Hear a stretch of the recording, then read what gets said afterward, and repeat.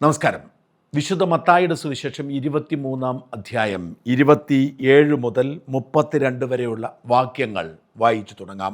കപടനാട്യക്കാരായ നിയമജ്ഞരെ, ഫരിസേയരെ, നിങ്ങൾക്ക് ദുരിതം. നിങ്ങൾ വെള്ളയടിച്ച കുഴിമാടങ്ങൾക്ക് സദൃശ്യരാണ്.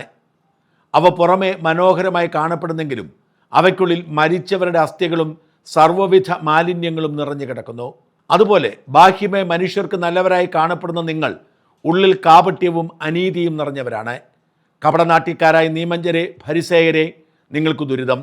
നിങ്ങൾ പ്രവാചകന്മാർക്ക് ശവകുടീരങ്ങൾ നിർമ്മിക്കുകയും നീതിമാന്മാരുടെ സ്മാരകങ്ങൾ അലങ്കരിക്കുകയും ചെയ്തുകൊണ്ട് പറയുന്നു, ഞങ്ങൾ ഞങ്ങളുടെ പിതാക്കന്മാരുടെ കാലത്ത് ജീവിച്ചിരുന്നെങ്കിൽ പ്രവാചകന്മാരുടെ രക്തത്തിൽ അവരോടുകൂടെ പങ്കാളികളാകുമായിരുന്നില്ല എന്ന്. അങ്ങനെ നിങ്ങൾ പ്രവാചകന്മാരെ വധിച്ചവരുടെ സന്താനങ്ങളാണെന്ന് നിങ്ങൾക്ക് തന്നെ എതിരായി സാക്ഷി നൽകുന്നു.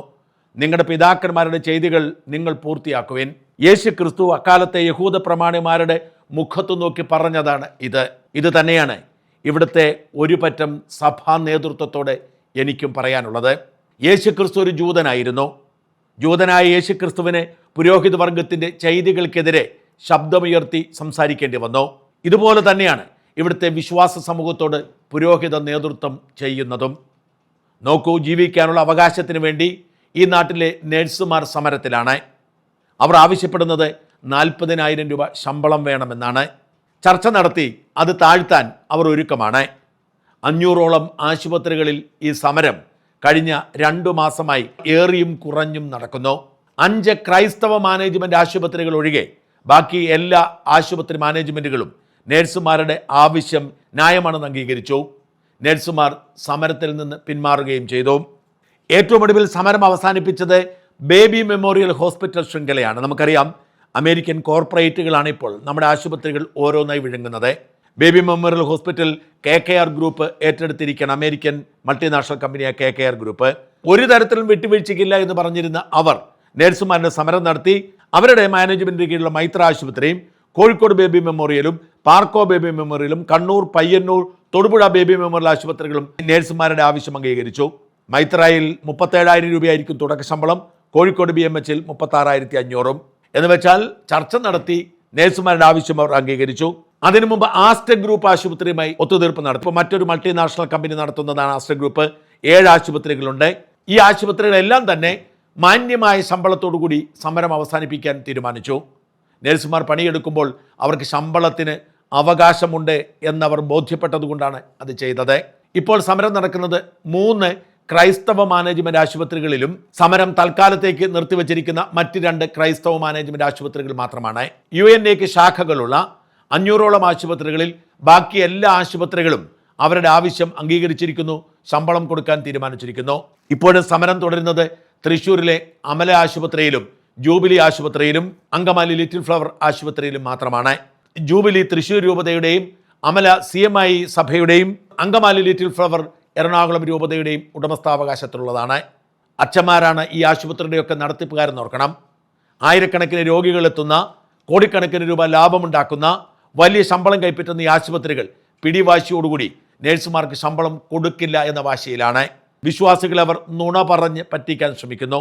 പകരം നഴ്സിംഗ് സമരത്തെ അട്ടിമറിക്കാൻ വേണ്ടി ദിവസക്കൂലിക്ക് നഴ്സുമാരെ നിയോഗിക്കാൻ തീരുമാനിച്ചിരിക്കുന്നു. ഇങ്ങനെ ഈ സമരത്തെ അട്ടിമറിക്കാൻ അനുവദിക്കില്ല എന്ന് പറഞ്ഞ് നഴ്സുമാർ 1 മാസത്തോളം നീണ്ട സമരത്തിനൊടുവിൽ ബിഷപ്പ് ഹൗസിലേക്ക് മാർച്ച് നടത്തി. മിനിഞ്ഞാന്ന് തൃശ്ശൂർ രൂപത ആസ്ഥാനത്തേക്കായിരുന്നു നഴ്സുമാരുടെ ജാഥയെങ്കിൽ ഈ വാർത്ത ചെയ്യുമ്പോൾ ഇന്ന് അങ്കമാലി, എറണാകുളം രൂപതാസ്ഥാനത്തേക്കാണ് മാർച്ച് നടത്തുന്നത്. ഓർക്കണം, ജോലി ചെയ്യുന്ന നഴ്സുമാരിൽ മഹാഭൂരിപക്ഷവും ക്രൈസ്തവ വിഭാഗത്തിൽപ്പെട്ടവരാണ്. അതായത് ഈ സഭാ നേതാക്കന്മാരുടെ കുഞ്ഞാടുകളാണ്. അവർക്ക് ശമ്പളം കൊടുക്കാൻ ഇവർ മടിക്കുന്നു. ഇവർ ഇതിനിടയിൽ മതം കലർത്തുന്നു. ജാസ്മിൻ ഷാ എന്നയാൾ മുസ്ലിം ആയതുകൊണ്ട് ക്രൈസ്തവ സ്ഥാപനങ്ങൾ തകർക്കാൻ വേണ്ടി നടത്തുന്ന ഗൂഢാലോചനയാണ് എന്ന് നുണ പറയുന്നു. ഈ 2 രൂപതാ മാർച്ചുകളിലും പങ്കെടുക്കാതെ ജാസ്മിൻ ഷാ വിട്ടുനിന്നതുപോലും ഇത്തരം ആരോപണം ഒഴിവാക്കാനാണ്. ഷോബി ജോസഫ് എന്ന അവരുടെ ക്രിസ്ത്യാനിയായ സംസ്ഥാന പ്രസിഡന്റിന്റെ നേതൃത്വത്തിലാണ് 2 രൂപതാസ്ഥാനങ്ങളിലേക്ക് മാർച്ച് നടത്തിയത്. കുഞ്ഞാടുകൾക്ക് ജീവിക്കാനുള്ള ശമ്പളം വേണമെന്ന് പറഞ്ഞ് രൂപതാസ്ഥാനത്തേക്ക് മാർച്ച് നടത്തേണ്ടി വരുന്ന ഗതികേടാണ് യേശുക്രിസ്തു ഫരിസേയരോട് പറഞ്ഞത് തന്നെ ഇവരോടും പറയാൻ എന്നെ പ്രേരിപ്പിച്ചത്. ഓർക്കണം, ഈ സ്വകാര്യ ആശുപത്രി മുതലാളിമാരുടെ സംഘടനയെ നയിക്കുന്നത് പോലും ക്രൈസ്തവ മാനേജ്മെൻറ്റുകളല്ല. എന്നിട്ടും ജാസ്മിൻ ഷാ എന്നൊരൊറ്റ പേര് കണ്ടിട്ട് നുണപ്രചരണവും വർഗീയ പ്രചരണവും നടത്തി യേശുക്രിസ്തുവിനെ തള്ളിപ്പറയാൻ ശ്രമിക്കുകയാണ് ഇവർ.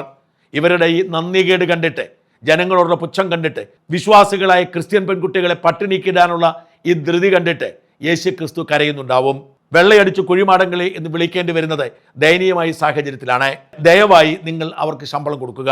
ഇതുപോലെ തന്നെയാണ് തിരുവല്ലി പുഷ്പഗിരി ആശുപത്രിയും കോട്ടയം കാരിത്താസ് ആശുപത്രിയും ചെയ്യുന്നത്. അവിടെ സമരം നടത്തിയ നേഴ്സുമാരെ മിക്കവരെയും പുറത്താക്കി. അവർക്ക് തിരിച്ചു കയറാൻ കഴിയാത്ത സാഹചര്യമുണ്ടാക്കി. നേഴ്സുമാർ തൽക്കാലം സമരം നിർത്തിയിരിക്കുന്നു.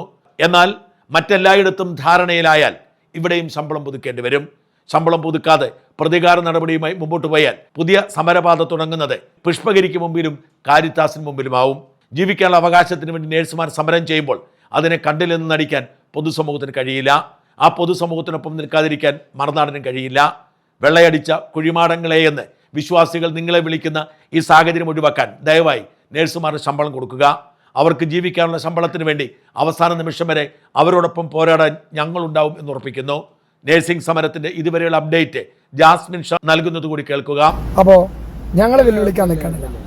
ഞങ്ങളെ ഒരാളും, അതായത് ചാനലുകൾ സഹായിച്ചിട്ടുണ്ട്, മനുഷ്യത്വമുള്ളവർ സഹായിച്ചിട്ടുണ്ട്.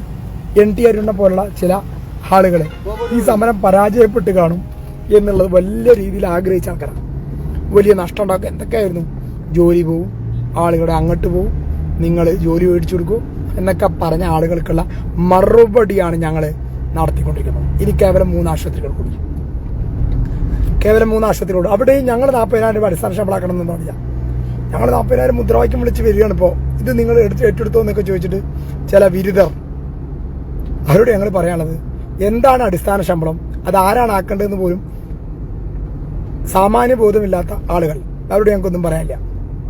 ഞങ്ങളെ സംബന്ധിച്ചിടത്തോളം 30,000 രൂപ 28,000 രൂപ ഒക്കെ ശമ്പളം വാങ്ങിയുന്നവർ 40,000 അടുത്തേക്ക് എത്തുന്നു എന്നുള്ളത്, തുടക്ക ശമ്പളം വാങ്ങുന്നു എന്നുള്ളത് ഞങ്ങളെ സംബന്ധിച്ച് അഭിമാനമാണ് എന്നുള്ളത് ഒരു തരത്തിലും